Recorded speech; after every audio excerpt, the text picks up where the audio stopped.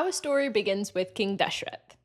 King Dashrath lives in a city called Ayodhya, and the description of Ayodhya is essentially it's like the perfect city. It has everything that you could ever dream of. There are plentiful resources for everyone, everyone has what they need. But the thing that's even more striking about this description of Ayodhya is the people who live in the city. So, what's said is this is a place where nobody is greedy, everybody is truthful, everybody is courageous, everyone is fearless. There is no one who is lying, stealing, cheating, etc. In other words, it is the perfect place to live. Okay. Now, I think a really interesting thing just right off the bat is when we hear descriptions like this, and you'll see a lot of this if you read, for example, the Puranas, even elsewhere in the Ramayana, there are descriptions of places or cities or societies or even of people where when you read that description, the first reaction that comes to our mind is, that's impossible, right? This is like a sort of fictional utopia that's being described. Nobody is that perfect, and no place can be that perfect. And it's really interesting when we think like this because it's almost like our mind just becomes closed to the possibility that things can be better. That just because I've never seen a perfect place or I've never met someone who is perfect in their courage or in their virtue, because it's not within the realm of our experience, we automatically just think, no, impossible. And that indicates almost like just a deeper pattern or a deeper tendency of the mind to reject the possibility of perfection. Because on the one hand, it could be that we're afraid that that is a possibility. And on the other hand, it could be just that we don't want to admit that something like that is possible because of the way that we see the world working now. And the idea in the story, at least, is that it's supposed to be inspiring, right? It's supposed to show us that what's possible is a lot better than what we're experiencing now. It is possible to live in a place that is free from conflict. It is possible to have a society where you have people of different backgrounds and they're able to coexist harmoniously and in peace. So this is the setting for the start of our story. And this is where King Dashrath lives with his wives, plural, right? So Dashrath Maharaj, king, has 3 wives that we know of in the Ramayana. Kausalya, Sumitra, and Kaikeyi, all of whom we will see sort of playing very important roles as the story goes on. So Dashrath Maharaj himself is an extremely inspirational figure as well. He is very generous, fair, compassionate in the way that he rules the kingdom. And it's said that he's so valorous in war that even the deities of heaven seek his help when they have a fight to win.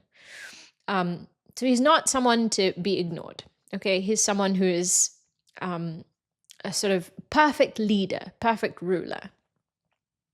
He gets to a point in his life where he thinks, now we really should have children. So this desire arises in his mind for sons, because he wants that there should be a next generation to look after the kingdom after he's gone.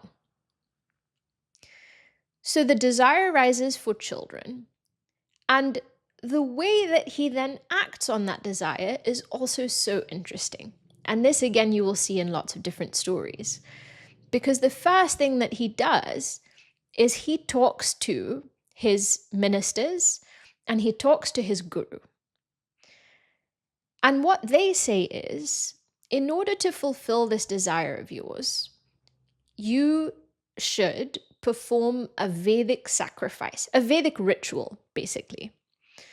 And on the advice of his ministers and his guru, he then goes about performing this sacrifice. So the details of the sacrifice are included in the story of the Ramayana. We're not going to go into that, but basically it's a very involved process. It's a very long ritual. It has like a year of, there's like a year's prelude to this sacrifice where it involves a horse being let loose and running around the country and coming back. And then huge amounts of preparation being made for this ritual to take place. And in the course of that ritual being conducted, guests are welcomed.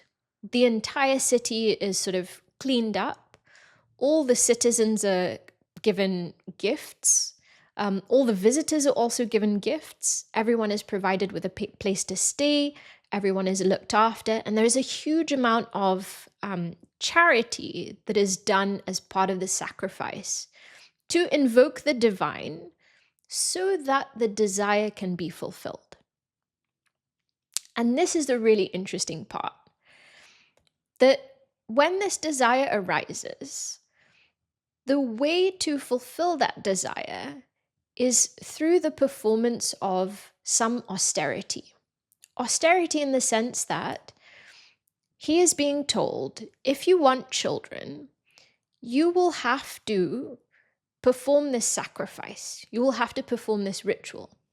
You will have to give up certain comforts and live a life of discipline.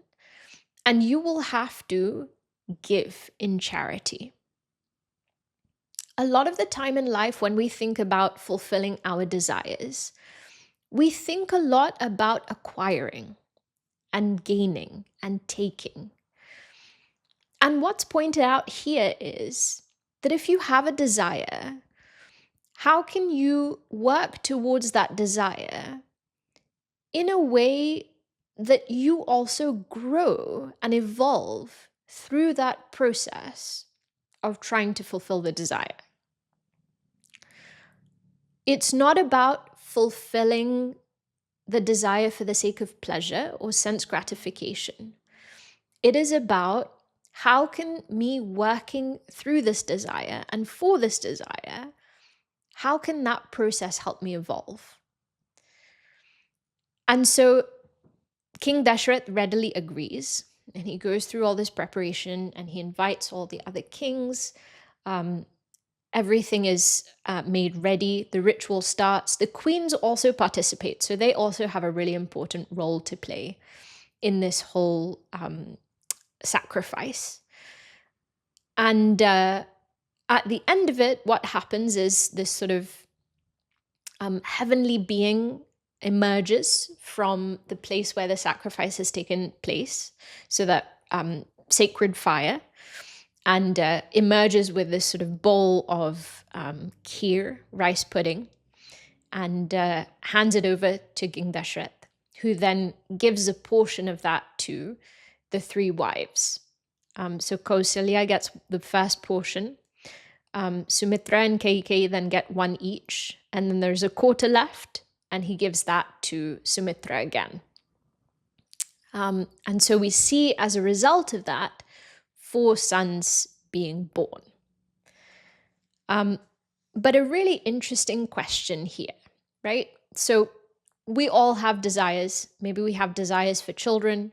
Maybe we have desires to fulfill something in our careers. We may have desires in regard to other aspects of our lives. A question to think about is, how much are you willing to give up in order to fulfill that desire? Because very often we want things, but we don't want to let go of anything else in our life if that desire is going to cost us some discomfort. And what we see through the lives not only of King Dashrath, but also other figures, is that when there is a desire that is for the benefit of society, right? Because He is wanting sons so that the lineage continues and the kingdom can be looked after. When there is a desire that is for the benefit of society, am I willing to let go of my personal comforts for the sake of fulfilling that desire? To what extent am I willing to sacrifice in order to be able to serve through the fulfillment of the desires that I have? Hari Om. Thank you for listening to this episode of Living Ramayana. To stay updated on Chinmaya Mission UK's activities, visit our website chinmayauk.org and follow us on social media. Subscribe to this podcast and join us for the next episode. Hari Om.